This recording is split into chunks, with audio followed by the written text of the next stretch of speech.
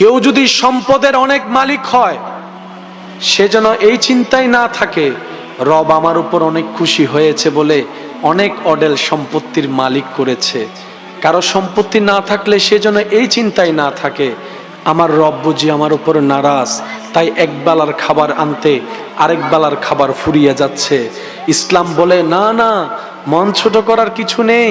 রব্বুল আলামিনের হিকমতই এমন, কাউকে দিয়ে পরীক্ষা করে, কারো থেকে নিয়ে পরীক্ষা করে, কাউকে দিয়ে পরীক্ষা করে, কারো থেকে নিয়ে পরীক্ষা করে।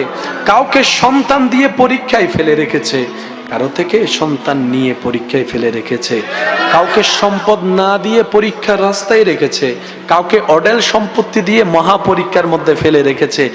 সবাই আমরা আপন আপন জায়গায়, সবাই পরীক্ষার্থী, সবাই পরীক্ষার মধ্যেই আছি, সবাই প্রতি সেকেন্ডে পরীক্ষা দিচ্ছি।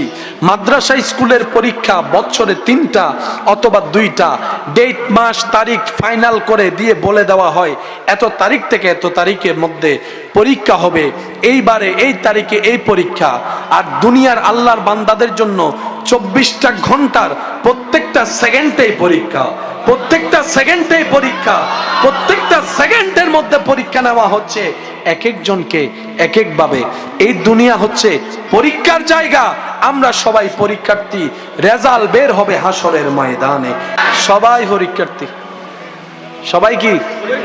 তা আমরা এত বোকার বোকা, নিজের পরীক্ষার খাতায় কিছু লিখতে না পারলেও জীবন কাটাই ফেলতেছি অন্যের খাতা দেখতে দেখতে।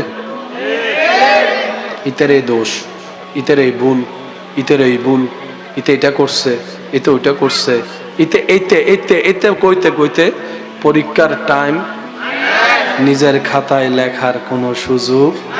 আর বুদ্ধিমানরা অন্যের লাখিসের দিকে মনোযোগ দেয় না, অন্যের খাতার দিকে মনোযোগ না দিয়ে রবের উপর সর্বোচ্চ ভরসা রেখে নবী রাহমাতুল্লিল আলামিনের আদব প্রেমকে অন্তরে জায়গা দিয়ে নেক আমলের খাতায় নিজে কিছু লেখার চেষ্টা করে, কখনো ইস্তেগফার দিয়ে, কখনো জিকির দিয়ে, কখনো দান দিয়ে, কখনো সদকা দিয়ে, ফরজের পাশাপাশি সুন্নত হয়ে গোপনে গোপনে নফল ইবাদত করে নিজের আমলের খাতাটা নিজেই লিখতে থাকে, পরিপূর্ণ করতে থাকে।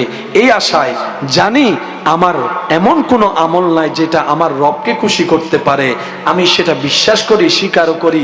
আমার আমলে সে সৌন্দর্য যোগ্যতা নাই, কিন্তু এতটুক তো রবের দরবারে গিয়ে বলতে পারবো, ইয়া রব, তোমাকে রাজি করার মতো কোয়ালিটি ফুল কোনো আমল আমার কাছে নাই, কিন্তু তোমাকে রাজি করার নিয়তে আমি চেষ্টা করে গিয়েছিলাম।